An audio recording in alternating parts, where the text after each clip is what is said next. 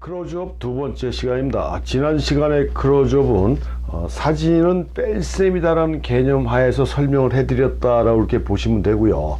그러니까 불필요한 요소를 제거하고 내가 표현하고자 하는 대상에 최대한 대상이 최대한 화면에 많이 들어가게 촬영하는 형태의 클로즈업을 설명해 드렸다 그러면, 이번 시간에는 실질적인 클로즈업, 그러니까 우리가 일반적으로 이렇게 일반적인 눈으로 파악할 수 없는 형태의 그 대상들을 카메라 렌즈나 카메라의 기계적인 기록성을 바탕으로 해서 표현하는 이런 방법인데, 공간적인 개념에서 벗어나서 내면성의 표현으로 물질적인 현실성을 넘어서 정신세계에 잠재하고 있는 미묘한 감정마저 불러일으킬 수 있는, 좀 말이 굉장히 힘들고 어려운데요. 그러니까 우리가 대상의 겉에 있는 표면적인 성격이 아닌 내면까지도 들여다볼 수 있는 형태의 그런 클로즈업이 내면적인 현실이라는 감정을 유발시킬 수 있는 그런 클로즈업 사진이 사진의 또 하나의 분야로 자리매김을 하는 데 있어서 굉장히 중요한 역할을 했던 사진가들이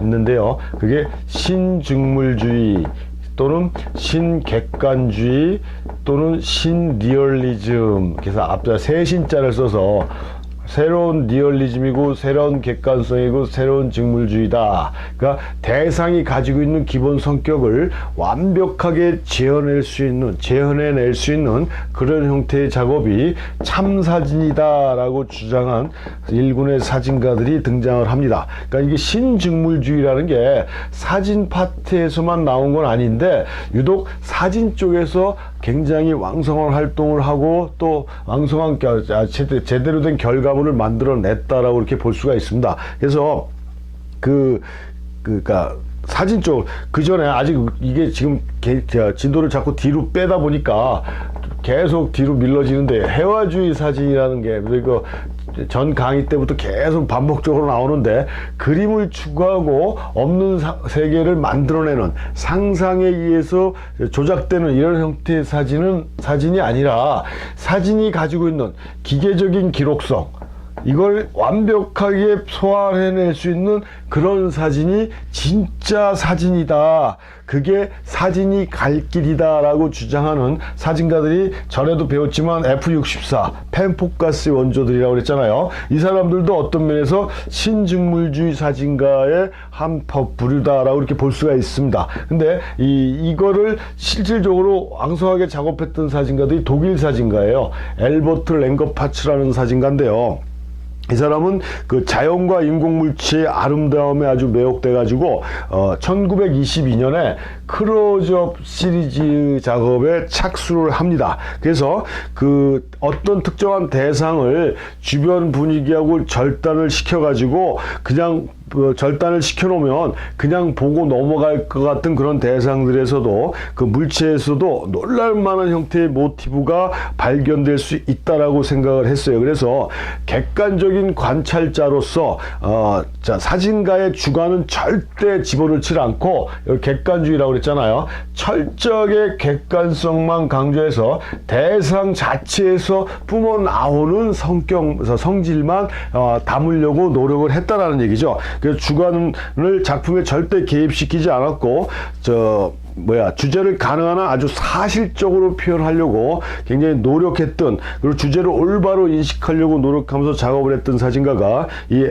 알버트 랭거파츠인데, 그래서 이 사람은 사진은 다른 미디어가 도저히 흉내낼 수 없는 사진 독자적인 표현 기능에 따라 나무나 돌이나 금속이나 옷이나 이런 톤의 등의 질감을 그대로 복사해내야 진정한 사진이고, 그렇게 복사해냈을 때 거기서 만들어지는 내면의 사실적인 표현에서 만들어지는 이런 것들이 아주 우리가 생각하지도 못한 엄청난 모티브를 뿜어냄으로 해서 사진적인 효과를 강조시킬 수 있다라는 주장을 통해서 사진의 새로운 바람을 불어넣었던 그런 사진가가 엘버트 랭거파츠다라고 얘기했고요. 또 이 사람은 예술은 예술가한테 맡겨버리고, 우리는 사진의 특성을 제대로 살린, 회화적인 기법을 전혀 사용하지 않고 독립적인 사진으로, 예술은 예술가한테 맡기고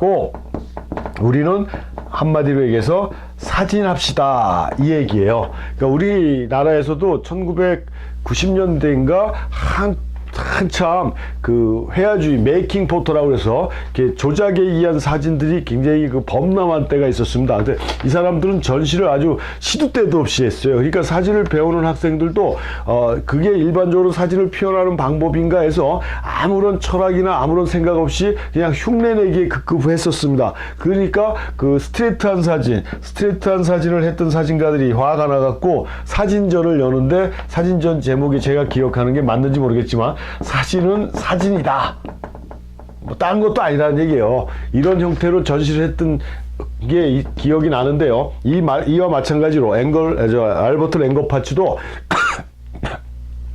예술은 예술하는 화가들한테 맡겨버리고 우리는 사진합시다. 이게 사진이 결과적으로 예술로 올라갈 수 있는 방법입니다. 사진만이 표현할 수 있는, 사진이 가지고 있는 기계적인 기록성을 극대화시키다 보면 거기에서 뿜어내는 사진만의 예술적인 감각이나 특징을 잡아낼 수 있다라고 얘기한 사진가가 알버트 랭거파츠고, 그런 거를 효과적으로 표현하기 위해서 클로즈업이라는 사진으로 응용을 했다라고 이렇게 볼 수가 있고요. 그래서 이 사람은 그 작업을 통해서 1928년도에 세계는 아름다워라라는 사진책을 만들어내고 거기에 자기가 촬영한 사진 100장을 올려놓는데요. 아주 스트레이트한 사진으로 만들어낸 사진의 백과사전과 같은 구실을 했다라는 평을 받고 있는데, 물론 그걸 보게 되면은 뭐 일반적인 관점, 그러니까 우리가 뭐 이게 꽃을 찍고 자연의 풍경을 찍고 했던 사람들이 봤을 때는 야 이게 뭐야 라는